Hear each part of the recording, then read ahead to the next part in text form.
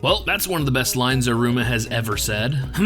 Super rare ingredient, you say. Legendary leaf, you say. 100,000 points, you say. I wonder who's gonna get that. I got a sneaking suspicion that it may just be Clara. Yeah, I'm going with Clara. Clara in a new monster outfit. Seriously, what is up with Clara's drip? Like, she was literally going to charm school and now you can't even tell it's her. Please tell me that this fantastical decision to hide best girl results in something badass. I mean, you just don't hide everyone's favorite character without good reason, right? But yes, back to the legendary leaf, setting up another insurmountable obstacle for our main man Iruma-kun to overcome. Trust me, I'm kind of an expert. I have watched hundreds of series, thousands of episodes, so I can kind of tell where this thing's heading. But hey, just because I know the destination doesn't mean I can't enjoy the journey, right? So now let's talk about the episode. The Harvest Festival, the annual 6,666-minute exam, pitting the first years at Babylus High against their fellow students and nature itself. This test truly is survival of the fittest. And as if the harvest wasn't enough, the series decides to unveil more of the student body as possible contenders to our misfits, proving once again it's never too late to introduce new characters. And I gotta say, they are looking slick as fuck. Nephila the Silent, who, in my opinion, has the best design, an odorous student whose putrid smell seems to be working as a deterrent, seriously makes me wonder, is this their bloodline ability or just bad hygiene? Up next is the Dorodoro brothers, a couple of first year flunkies. Not gonna lie, these two definitely scream delinquent. Last but certainly not least, Oribus Coco, the perpetual second placer. Let's be real, this dude has inferiority complex written on his face. I mean, who wouldn't hold a grudge against the misfits, first losing out to Asmodeus and then to Alisair? But it's not just them. Everyone's keeping an eye out for our main cast of characters. The misfits are the celebrities of Babylus High. Of course, this only increases the targets on their back, and yet I can't think of a better situation to test their newfound abilities. Abilities that I hope live up to their incredible newfound designs. That's definitely a total because the misfits are looking snazzy. Speaking of which, I think it's time for a misfit fashion roll call. Now, I'm not gonna lie, the two that look the most appropriate are definitely Gomon and Picaro. When you think of their bloodline abilities, it's just like the instantly comes to mind, right? Gomon the Wind Scythe, Picaro the Earth Mage. And the outfits of a wizard and feudal Japan kind of go hand in hand. Now, obviously, given their tutor is Mr. Hat, Kurari and Kayam, their outfits breathe a sense of elegance. Like they're going to a fancy dinner with some kind of demonic nobility, albeit the Ice Queen's demeanor screams Queen Bee. Jazz and Alisair, on the other hand, looking like a couple of bartenders from a Japanese male host club. Seriously, I can't tell if Fur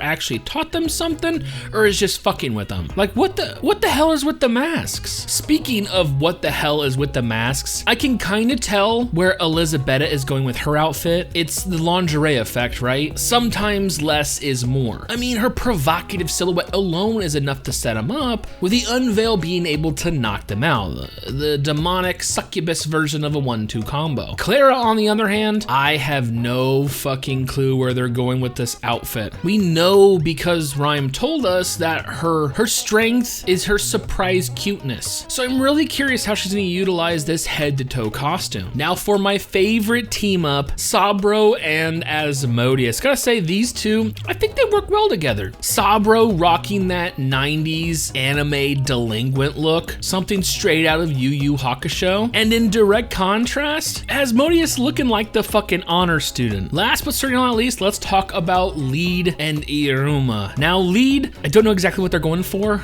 Prison Orange is the first thing that comes to mind with that jumpsuit. Gotta say, I'm definitely digging the headset. I'm also digging the attitude. There's definitely more bite to his bark, taking almost on that leadership type position, barking orders and instilling confidence. Meanwhile, it seems that Iruma Iruma has gone full camouflage with a little bit of purple accents here and there. I do dig how they're incorporating his bow tie into the design while changing the shape, making the ends look like fletchlings of an arrow. Plus, gotta love form and function, as we now know Iruma is limited to 2 shots. Those are nice little designs I dig. Overall, I'm loving the new designs of the Misfits. I don't know if this is a permanent thing or more of a event-based costume decision. Are these temporary? I mean, personally, I don't like seeing Alisair with the muzzle or Elisabetta with the veil, but yeah, I'm definitely digging everyone's new attire. But if Asmodeus' math is correct, it's gonna take a lot more than bitchin' fashion to get those hard-earned 50,000 points needed for the Misfits to climb up the demonic rankings. Show of hands, who wasn't surprised when it was revealed that Omri was last year's MVP? Seriously, Iruma's got the luck of the devil. Omri's like trophy wife material. Overall, I dug this episode so much. I was waiting for the transformations to be revealed, and it did not